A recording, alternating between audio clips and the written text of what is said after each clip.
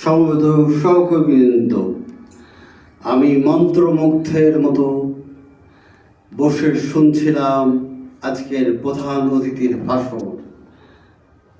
একের পর এক পৃষ্ঠা উল্টে হয়ে যাচ্ছে। তিনি দেখিয়ে দিয়েছেন ফ্যাসিস্ট শেখ হাসিনার আমলের ব্যাংক কাহিনী, অর্থ লুটপাটের কাহিনী এবং মুজিবের আমলের দুঃশাসন, বাকশাল সৃষ্টির কাহিনী, রক্ষী বাহিনী সৃষ্টির কাহিনী। আসলে তিনি যা বলেছেন তারপরে আর বলার কিছু থাকে না, কিন্তু তবু বলি, আমি স্মৃতির কাছে ফিরে যাই, ইতিহাসের কাছে ফিরে যাই। 1947-এর দেশভাগ মুসলিম মানুষে যে স্বপ্নের জাগরণ ঘটিয়েছিল তা উধাও হয়ে যায়। পাকিস্তান নামক রাষ্ট্রের সৃষ্টি, দুই প্রান্তে এত ব্যবধান, পশ্চিম পাকিস্তান নিয়ন্ত্রক শক্তি, পূর্ব পাকিস্তান অবহেলিত। আমাদের ভাষা আন্দোলন শুরু, তমুদ্দুল মজলিস এবং ভাষা সংগ্রাম কমিটি বাংলা ভাষা প্রচলনের পক্ষে যে কাজ করেছে তার দৃষ্টান্ত অনন্য। কিন্তু সেই তমুদ্দুল মজলিসের গৌরবের কথা কি ফ্যাসিস্ট মুজিব এবং তার কন্যা কখনো ইতিহাসে তুলে ধরেছে? ধরেনি। তারপর একদল উত্তাল যুবক, এই যাদের নাম ছিল চার খলিফা, আপনারা সবাই চেনেন। এরকম ছাত্র নেতৃত্বের জন্ম আর বাংলাদেশে হবে না। এই ছাত্র নেতৃত্ব বারবার মুজিবের কাছে ফিরে গেছে। আপনি স্বাধীনতার ঘোষণা দিন, আমরা তৈরি আছি। তোফায়েল আহমেদ, আব্দুর রাজ্জাক, নুরে আলম সিদ্দিকী, আব্দুল কুদ্দুস মাখন, শাহজাহান সিরাজ মুজিবকে প্রভাবিত করার জন্য তার স্ত্রী রেণুকে বারবার ওরা অনুরোধ করেছে, ফল হয়নি। এক সময় স্বেচ্ছাবন্দী হলেন মুজিব। মাঠে তখন তাজউদ্দিন আহমেদ এবং সেই অস্থায়ী সরকার রাষ্ট্র পরিচালনায় গুরুত্বপূর্ণ ভূমিকা রাখল। সবচেয়ে বেশি অবদান আমাদের দেশের সাধারণ মানুষদের, যারা মুক্তিযোদ্ধাদের আশ্রয় দিয়েছে, সেই বোনকে, সেই দুস্থ নারীকে, যারা মুক্তিযোদ্ধাদের বলেছে ওরা আমার ভাই, রাতে অস্ত্র নিয়ে খাবার দাবার দিয়ে যেসব সাধারণ মানুষ ইতিহাসের এক সোনালী অধ্যায় রচনা করল, তাদের কথা কে বলেছে? কেউ বলেনি। 9 মাস বহু মার কোল খালি হয়েছে, বহু ভাইয়ের আত্মাহুতি হয়েছে, কিন্তু কিছুই হয়নি। আমরা একটি রাষ্ট্র পেয়েছি 1971 সালে 16 ডিসেম্বর। পৃথিবীর মানচিত্রে বাংলাদেশ নামক রাষ্ট্রের সৃষ্টি একটি উল্লেখযোগ্য ঘটনা। তারপর বাকশাল, রক্ষী বাহিনী এবং নানা ষড়যন্ত্রের ইতিহাস জানেন। এক দুর্যোগময় মুহূর্তে মেজর জিয়া 1971 সালে স্বাধীনতার ঘোষণা দিয়েছিলেন কালুরঘাট বেতার কেন্দ্র থেকে। পরে সেই মেজর জিয়া রাষ্ট্রযন্ত্রের হাল ধরেন।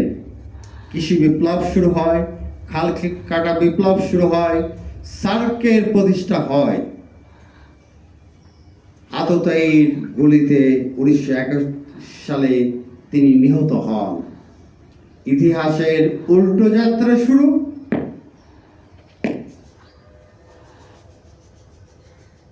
এক সময় ক্ষমতায় আসে আওয়ামী লীগ, তারপর বিএনপি, কিন্তু মানুষের মুক্তি মেলেনি। আওয়ামী দুঃশাসনের 15 বছর এস আলম গ্রুপ কয়েকটি ব্যাংক দখল করে নিয়েছে। আবু সাইদ চৌধুরী ওয়ান ব্যাংকের প্রতিষ্ঠাতা, সে শফিক রহমানের জায়জায় দিন পত্রিকা দখল করে নিয়েছে। গতকাল শফিক রহমান জায়জায় দিনের সম্পাদক হিসেবে দায়িত্ব গ্রহণ করেছেন। আর কি বলবো, এক সংকটময় মুহূর্তে বৈষম্য বিরোধী ছাত্র আন্দোলনের ছাত্র নেতারা মেধার দাবিতে রাজপথ অধিকার করে। তাদেরকে গুলি করে হত্যা করা হয়। অসংখ্য মার বুক খালি, তার সন্তান ফিরে আসেনি। বৈষম্য বিরোধী আন্দোলন এক দফা দাবিতে পরিণত হয়, শেখ হাসিনার পদত্যাগের দাবিতে। তিনি মনে করতেন তিনি সর্বোচ্চ ক্ষমতার অধিকারী, কিন্তু বাস্তবে কি হলো? তার সেনাবাহিনী তার কাছ থেকে মুখ ফিরিয়ে নিল। তিনি চেয়েছিলেন পুলিশকে দিয়ে নিয়ন্ত্রণ করতে। পুলিশ প্রধানকে ডেকে বলেছিলেন, আপনাদের এত আধুনিক অস্ত্র দেই, আপনারা কেন আন্দোলন রুখতে পারেন না? সেনাপ্রধান এবং সব বাহিনীর প্রধানেরা বলেন, আপনি 40 মিনিটের মধ্যে দেশ ত্যাগ করুন, নইলে আমরা ব্যবস্থা নিতে বাধ্য হব।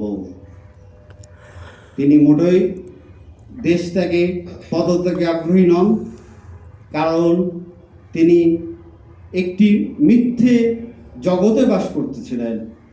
তিনি মনে করেছিলেন তার ক্ষমতা চিরস্থায়ী। ইতিহাসে কারোর ক্ষমতা কি চিরস্থায়ী হয়? রাজনৈতিক পালাবদল হবে, আমরা মেনে নেব বাস্তবতা।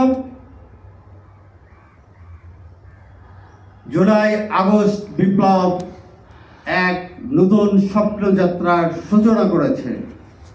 তার নেতৃত্ব দিচ্ছেন ডক্টর মোহাম্মদ ইউনূস। যে ইউনূস নোবেল বিজয়ী, তিনি তাকে একাধিক মামলায় জড়িত করে আদালতে বারবার হাজির করতেন। লিফট বন্ধ থাকতো, 5 তলা ভেঙে তিনি লিফটে উঠতেন ডক্টর ইউনূস। শেখ হাসিনা নাকি নোবেল জয়ী ভূমিকায় উত্তীর্ণ হয়েছেন। তিনি বলতেন, আমি মায়ানমার জনগণকে আমার আশ্রয় দিয়ে শান্তিতে নোবেল পাব। তিনি একটি ভুল জায়গায় বসে ছিলেন। ছাত্র জনতা ডক্টর ইউনূসকে অন্তর্বর্তীকালীন সরকারের প্রধান বানিয়েছে। তার চাওয়ার কিছু নেই। তিনি আন্তর্জাতিক মানের একজন লোক। তিনি চাইলে যে কোনো রাষ্ট্রের যে কোনো অবস্থানে যেতে পারেন। তিনি ছাত্র নেতৃবৃন্দের অনুরোধ উপেক্ষা করতে পারেননি, ক্ষমতা দিয়েছেন। তার সাথে আছে একদল দক্ষ বাহিনী। আমরা 6 সংস্কার কমিটির প্রতিবেদন পেলেই বুঝতে পারব কোন দিকে এগোচ্ছি। আমরা অপেক্ষা করছি একটি নির্বাচনে। নির্বাচিত সরকারের কোনো বিকল্প নেই। আমরা সেই নির্বাচনের অপেক্ষা করছি। আপনারা আমাদের দুর্দশা সম্পর্কে জানেন। জিয়া স্মৃতি জাদুঘর 15 বছর বৈষম্যের শিকার। এখানে অর্থ বরাদ্দ দেওয়া হয়নি। জিয়া স্মৃতি জাদুঘরের ছাত্রে পানি পড়ে, মূল অডিটোরিয়াম ভবনটি বন্ধ। 2001 সালে একজন লাইব্রেরিয়ান ছিলেন, তিনি উপকিপারের দায়িত্ব পালন করেছেন 15 বছর। তারপর একজন লাইব্রেরিয়ানকে নিয়োগ দেওয়া হয়, তিনি 2017 সালে জাতীয় জাদুঘরে যোগদান করেন। 2021 সালে মাত্র 6 মাসের জন্য এখানে আসেন, তারপর তিনি আর ফিরে আসেননি। একজন সহকারী লাইব্রেরিয়ানকে নিয়োগ দেওয়া হয় 2 ডিসেম্বর। 4 তারিখ তাকে অবমুক্ত করা হয়। 4 তারিখ রাতে ফ্যাসিস্ট সরকারের আমলারা তার নিয়োগ বাতিল করে। আপনারা নিশ্চয়ই হতাশ? নিশ্চয়ই না। অভূতপূর্ব ঘটনা ঘটে গেছে, তারপর সেই কথা আমি বলছি। সংস্কৃতি উপদেষ্টা মোস্তফা সরোয়ার ফারুকী অত্যন্ত ডাইনামিক, এবং তিনি বলেন, আমি স্বপ্ন দেখি। আমি সবাইকে বলে দিয়েছি, আমার স্বপ্নগুলো আপনারা আইনের মাধ্যমে বাস্তবায়ন করবেন। আমাদের এই জাদুঘর পরিদর্শনে আসেন অর্থ ব্যবস্থাপনা দায়িত্বে নিয়োজিত যুগ্ম সচিব জনাব মিজানুর রহমান। তিনি এসে ইতিহাসের পাতা বদলে দেন। তিনি দেখেন আমাদের দুর্দশার কথা। মন্ত্রী মহোদয়, উপদেষ্টা মহোদয়, সচিব আতাউর রহমান এবং মিজানুর রহমানের বৈঠকে সিদ্ধান্ত হয় আমরা জিয়া স্মৃতি জাদুঘর উন্নয়নে সবচেয়ে বেশি অবদান রাখব। প্রয়োজন বোধে জাতীয় জাদুঘরের বাজেট থেকে টাকা কেটে এনে এখানে দেব। মাননীয় জেলা প্রশাসক ফরিদা খানম একবার এই জাদুঘর ভিজিট করেছেন। তিনি অত্যন্ত আন্তরিক, তিনি জিয়া প্রেমিক। এখানকার ব্যবস্থাপনা দেখে তিনি ক্ষোভ প্রকাশ করেছেন। মাননীয় মেয়র ডক্টর সাজ্জাদ হোসেনের একই ব্যাপার। আমরা যা চাইব তাই পাইব, এই কথা আমাকে জানানো হয়েছে। আপনি কি চান, কিভাবে চান, আমরা ব্যবস্থা করব। এর থেকে ভালো সংবাদ কি আর হতে পারে? জিয়া জাদুঘরের সব কিছু বদলে যাবে। অনুগ্রহ করে আপনারা আপনাদের সমস্যার কথা আমাকে জানান, কিভাবে সমাধান করতে হবে বলেন। আমি সংস্কৃতি মন্ত্রণালয়ের মাননীয় উপদেষ্টাকে পত্র দেব। সংস্কৃতি সচিব আতাউর রহমান অত্যন্ত সচেতন, তিনি আমাদের সব সমস্যার সমাধান করতে আগ্রহী। সুতরাং আমরা স্বপ্ন দেখি যে জিয়া স্মৃতি জাদুঘরের সংস্কার হবে, এখানে আধুনিক সাউন্ড সিস্টেম হবে। আমি যেখানে দাঁড়িয়ে কথা বলছি এখানে মাত্র 2টি মাইক্রোফোন সক্রিয়, আলোক ব্যবস্থা নেই, পাশে মিলনায়তনটি বন্ধ। হাজারো সমস্যা আমাদের। এই সমস্যাগুলো চিহ্নিত করার জন্য আমাদের মহাপরিচালক একদল দক্ষ কর্মকর্তাদেরকে 21 তারিখে জিয়া স্মৃতি জাদুঘর পরিদর্শনে পাঠাবেন। তারা এসে একটি সামান্য ধারণা নিয়ে চলে যাবেন। আমরা পিডব্লিউডি এবং অন্যান্য সংস্থার সাথে মিলেমিশে পরিকল্পনা করব, ব্যয় অনুমান করব এবং আমাদের স্বপ্ন বাস্তবায়িত হবে। অনেক স্বপ্ন। আমার শ্রদ্ধেয় সংস্কৃতি উপদেষ্টা মোস্তফা সরোয়ার ফারুকী দেখেন, আমার শ্রদ্ধেয় সচিব আতাউর রহমান স্যার দেখেন এবং তার সাথে আছেন যুগ্ম সচিব মিজানুর রহমান। আমরা সামনে এগিয়ে যাব। আমি নিত্য নতুন কাজের ফিরিস্তি তৈরি করছি, আপনারা আমাকে সাহায্য করবেন। সবাই ভালো থাকবেন। আসুন আমরা বিভেদ ভুলে যাই, একটি ঐক্য রচনা করি। সবার সব কিছু সবার পছন্দ হবে না, হয় না।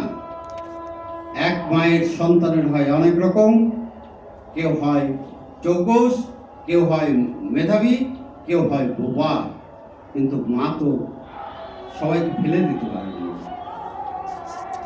আমার আর কিছু বলার নেই, আপনাদের সাহায্য চাই। প্রধান অতিথিকে অসংখ্য ধন্যবাদ, তিনি আমাদেরকে ইতিহাসের কাছে ফিরে নিয়ে গেছেন। আমি আজ পর্যন্ত এরকম ভাষণ শুনিনি। আমি গতানুগতিক ভাষণ শুনেছি, আজকে একটি ব্যতিক্রমধর্মী ভাষণ শুনলাম। আমার সৌভাগ্য, আমি আজকের দিনের সাক্ষী হয়ে থাকলাম। সবাই ভালো থাকবেন। বাংলাদেশ জিন্দাবাদ।